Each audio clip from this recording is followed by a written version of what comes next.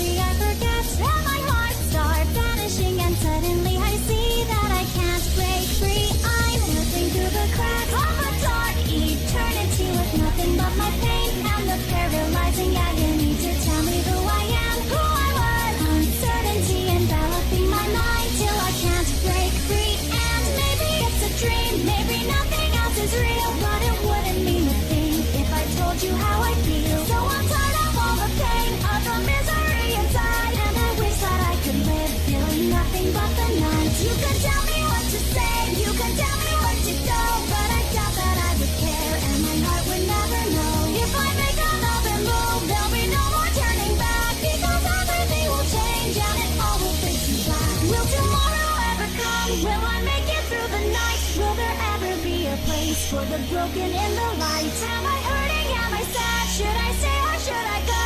I've forgotten how to tell. Did I ever even know? Can I take another step? I've done everything I can. All the people that I see, I will never understand.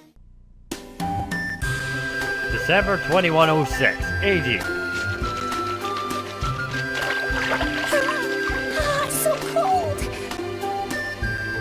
Beside the rundown well, a few paces into the forest, rather, I'm an idiot. Celica was on her knees, squeezing the water out of a towel. Although it was winter, the climate was temperate, and even at night an overcoat was not necessary. The Black Beast. Due to the massive amount of ether that flowed from the Black Beast, the seasons have malfunctioned and true winter no longer existed in the world. But the water that flows underground was still cold. Lightly flicking the water off the tips of her fingers, Celica grabbed at the towels and stood up. All right, I have to go see him.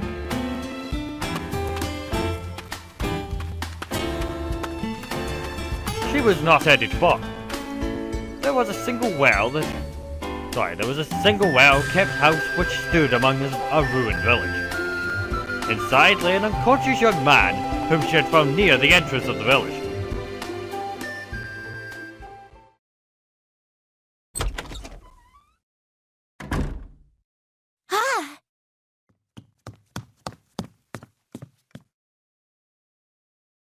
You're awake. Thank goodness. After entering the house, Celica dashed to the side of the young man's bed and looked at him. She gently reaches for his arms, placed her fingers on his wrist and checks his pulse. He doesn't seem to be in that bad a state, and he looks a lot better than when I brought him in here. I guess that's good for now. Are you hurt anywhere? How are you feeling? No, not really. What I want to know is, why the hell was I sleeping here? He was clearly conscious. When he let out a sigh of relief, Celica beamed at him. I'm Celica A. Mercury. What's your name? Yeah, I'm... What's the matter? Ragna. Placing his hand on his head to help him think, after a few moments, that was the answer he came up. Mr. Ragna, then. Sounds good? Whoa, wait a second. Just call me Ragna. Makes me feel all weird when you put Mr. on there. All right. Nice to meet you, Ragna. Ragna, you were collapsed at the entrance of this village. Actually, it was more like you were sitting there hunched over. You were hurt and barely conscious, so I borrowed this bed and took care of you. You carried me here? No way! You were barely conscious, but you were able to walk here yourself. So I just lent you my shoulder. But you were still really heavy, you know? Sorry about that. You're quite welcome. So I laid you down here, tended to your wounds, washed your clothes and these towels, and on my way back you were awake. You keep telling me I'm wounded, but I don't see anything. Oh, that... how should I explain this? What is it? You see, I healed your wounds with magic, Ragna. Would you believe me if I told you that? Magic, huh? You're a mage, then. I've never seen one who can wield healing magic, though. You believe my story? Huh? Believe or not, there's nothing really wrong with it. You're a strange person. The heck's that mean? Normally, people tell me magic is all science fiction and it can't possibly exist in the real world. Or something like that. Science fiction? The hell are they smoking? Magic was the source of Ars Magus, a technique used ages ago, right? Without that, how's society supposed to function? Ars Magus? What's that? What's... Huh? Ars Magus is, where did I see it before? And magic. I thought I saw someone using it too, but... But that's great! If you already know about magic, Ragna, then I don't need to explain myself anymore. Yeah, I guess. Oh, but you know, I couldn't heal your right arm and right eye. Leaning over slightly, Celica gently touched Ragnar's right arm. While there was the shape of a human arm, there is absolutely no strength in the arm that's cast to Ragnar's side. His right eye, unlike his jade-colored left, remained shut without ever focusing on Celica. I don't mean to be intrusive, but what happened? It doesn't look like it's a wound. That's, Ragnar felt around his right hand with his left. It would seem his right arm cannot move. Can't remember. How you lost your arm? No, not just that. What do you mean? Where I came from. Who I even am. I don't know anything besides my name.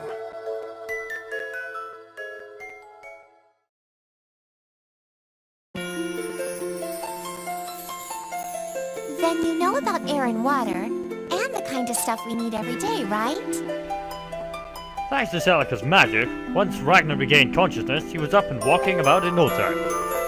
With no more reason for the two to stay in the abandoned village, Celica and Ragnar left it behind, and walked on the path into the forest. Their course was set to a port city at the base of the mountain.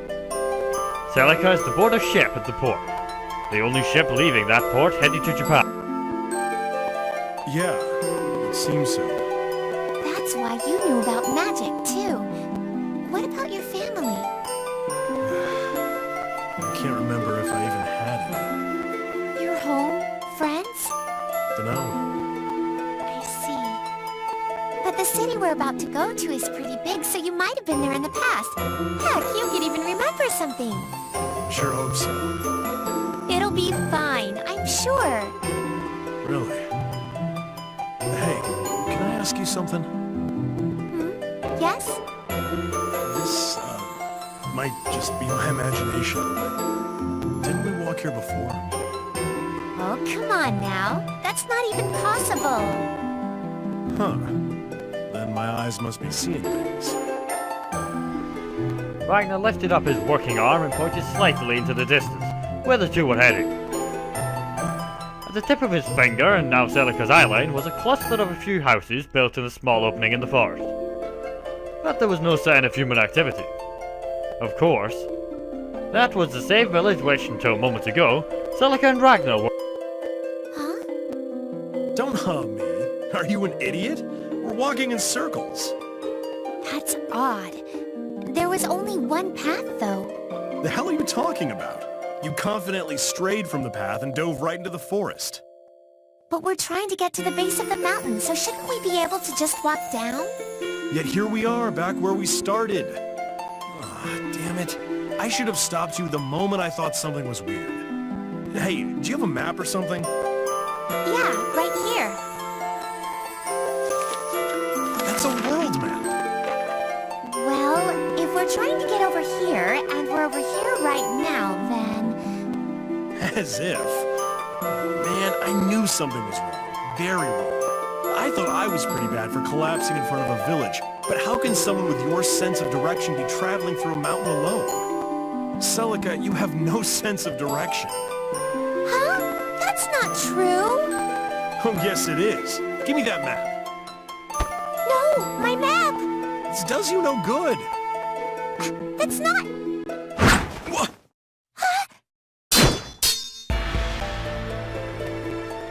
Beastkin?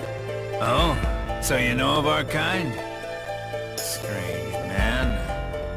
Who the hell are you? Just a simple and humble traveler. But I got a little problem butting into people's business. I stumbled across a grown man attacking a young girl in the forest, and couldn't look the other way. Huh? Wait a second. I think you got this all wrong. I didn't try to attack anybody. Pathetic. You will pay for your sins, criminal. A powerful blow from such a small body, Ragnar could feel an intense pain jolt through his arm. With a grim expression on his face, Ragnar pushed himself away from the beastskin and gained some distance. Suddenly, Ragnar loses his balance and staggers. What the hell is this feeling? I know this guy. Ragnar, are you okay? Are you Jubei? Jubei? Who's that? Hey, I'm not gonna let you say you don't know. He was one of the 6 heroes who defeated the Black Beast a century ago. That's right. Jubei's one of the 6 heroes. The swordsman master. 100 years ago? Defeated the Black Beast? What are you saying? The Black Beast appeared only 6 years ago, and it has not yet been defeated. I suggest you take your jokes elsewhere. I'm not kidding. Are you sure you don't know someone named Jubei? I don't. And my name is Mitsuyoshi. This friend of yours must look a lot like me. Unfortunately, I don't know anyone who has the nerve to brag he defeated that monster. The man who called himself Mitsuyoshi squinted his cat-like eyes and took his fighting stance. There's no point in trying to trick me. It's about time you make your peace. Wait!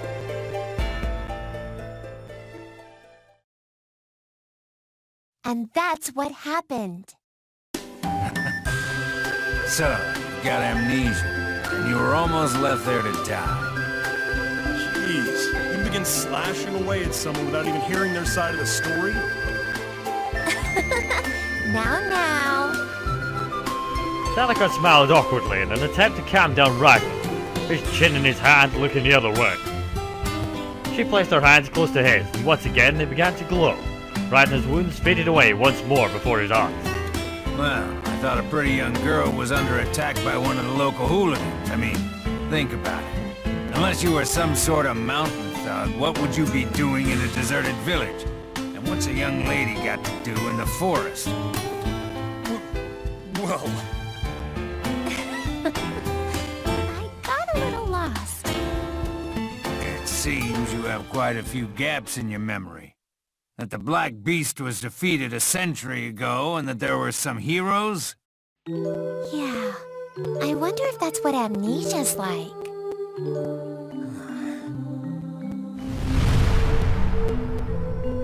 6 years ago, the Black Beast appeared in this world. In the blink of an eye, the Black Beast reduced Japan to ashes, and then pointed its fangs toward the rest of the world. Mankind tried everything they could think of, using all the weapons they had, but none of them left even a scratch on the Black Beast. Instead, what they got was despair. Now the world lives in fear, not knowing when the Black Beast may reappear. The next time it shows up will be the end of mankind. Whatever lies in its path, be it living or not, the beast will destroy it utterly. Speaking of which, what are you doing here, Mr. Mitsuyoshi? Oh, right. I was on my way to Japan to find someone. There's a port at the base of this mountain that leads there, so I'm taking a shortcut. Japan? You're going to Japan too, Mr. Mitsuyoshi? 2? You mean you two are... Yeah, that's right. I'm looking for someone too. That look on your face. You want some help getting there, I presume? Well, you know they say the more the merrier. And I need to take Ragnar over here to a nearby city, right? I don't have a choice. If I leave you to die here, I'll never shake the guilt. Thank you so much, Mr. Mitsuyoshi. I'm in your debt too. I was honestly worried we'd never make it to the base of the mountain, just the two of us. I don't sweat it. Say, you're going to Japan. You think I could ask you a couple of questions? This is about the person you're looking for, huh? If there's anything we can do... Well, I figured it couldn't hurt. I'm looking for a scientist by the name of Shuichiro Ayatsuki. Have you heard of him? Shuichiro Ayatsuki? The moment she heard the name, the color was drained from her face. Celica? What's the matter? You know him? Shuichiro Ayatsuki. That's my father. What? Why are you looking for father? Are you one of his colleagues? I'm looking for Shuichiro as well. 6 years ago, when the Black Beast appeared in Japan, he was still there, and I haven't been able to get in touch since. Hey, Celica, calm down. Ragnar tries to hold her back and calm her down, but she pushes his arms away and sternly holds both of Mitsuyoshi. Please, if you know anything about my father, could you tell me? Sorry, but I don't know his whereabouts either. And I'm not a friend or a colleague of your father's. I'm on a mission. Mission? That's right. To find and secure the scientist Shuichiro, who was responsible for placing the entire human race in grave danger. That's what my client wants. You're kidding, right? There must be some mistake. Father was doing research for the sake of the people. He would never put others in the face of danger. The intel is sound. It was Shuichiro's experiment that summoned that thing. Thing? Before she asked the question, she already had an idea as to what the answer would be. Whether he sensed it or not, Mitsuyoshi squinted his eyes and responded. The Black Beast. You're lying! How can a single man's research result in that monster? It's impossible! With that I agree.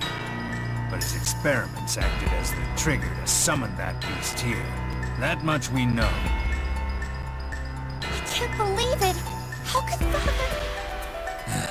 We may be after the same target, but I think it's best we don't join forces. I'll take you to the port, but that's as far as we can travel together. No! No! You can't do that!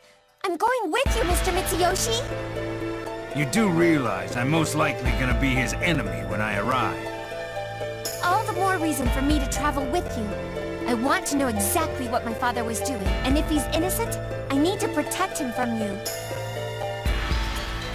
Only moments ago, she was on the brink of tears, and when she looked up, her face was colored with stern determination.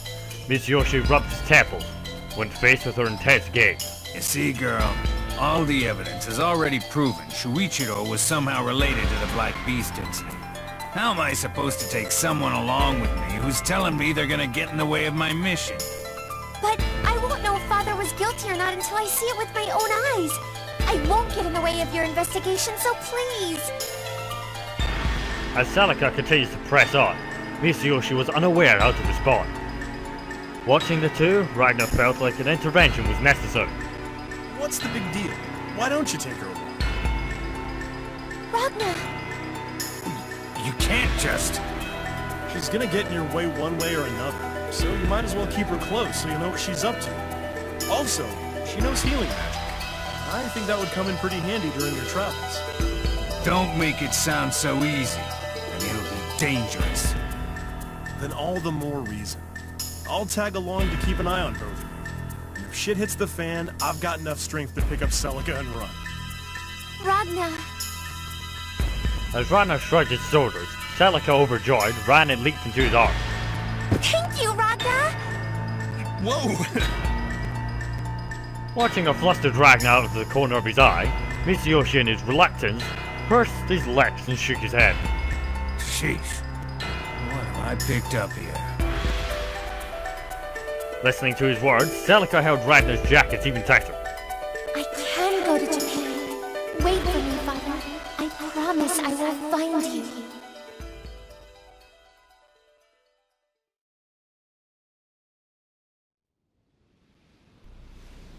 Thanks to Mitsuyoshi's guidance, they all made it to the port at the bottom of the mountain. The rest of the night was simple: find an inn, have a meal, and relax while thinking about the next day. With the cold breeze hitting her cheeks, Celica found herself on a small walkway. The ocean. It's pitch black. But tomorrow the ship will sail, and then finally, I'll be in Japan. Finally. Hey, Whoa! You scared me! To the voice that suddenly approached her from behind, Celica leapt back a little, and turned around. There Ragnar stood, only the lights from the porch shined through the pitch-black night, his expression unimpressed. His right eye still closed. You shouldn't be wandering alone at night like this. You'll get lost again. Oh, come on. I won't get lost. The hotel's right there anyway. If it was anyone but you, I'd agree. Zeliko pointed in the complete opposite direction of their hotel, with a beaming smile. Ragnar dropped his shoulders.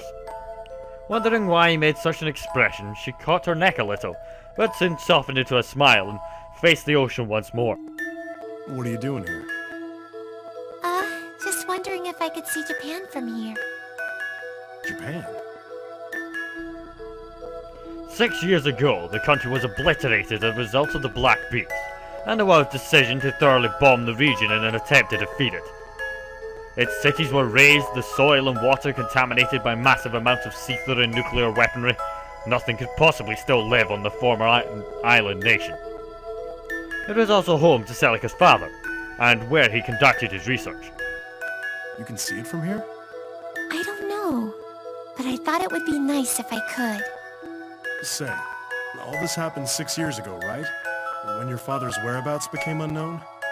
Yeah, that's right. I don't mean to be blunt, but do you even know if he's still alive? You may regret going there, if the answer isn't what you're expecting. Ragnar, you're really nice. Huh? What the hell does that mean? Because you're worried for me, right? That's not what I... In my family, all we had was myself and an older sister. My mother died when I was still young due to a sickness, and ever since then, my father stayed in Japan conducting his difficult research. My older sister was a mage like me, so she lived in a city called Ishana that was home to many sorcerers.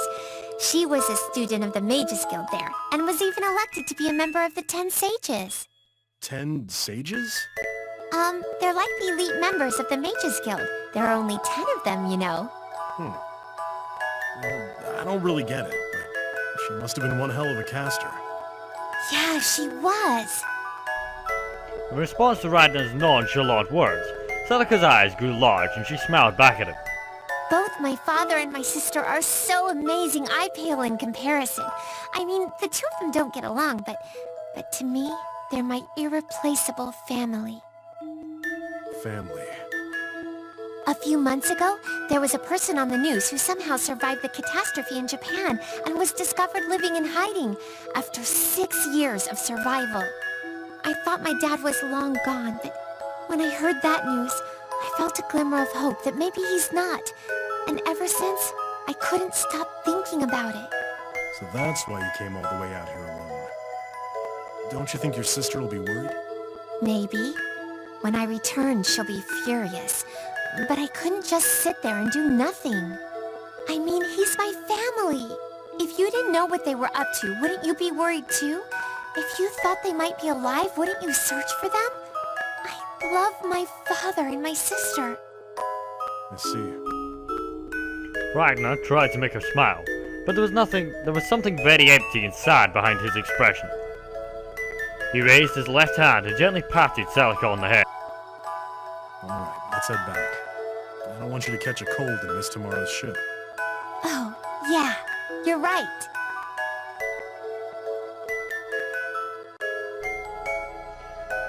Somehow urged by that red jacket he wore, Selika follows Ragnar, looking back at the ocean only once. I'm almost there. That was what kept going through her mind. I'll be able to meet Father really soon. Or so they thought.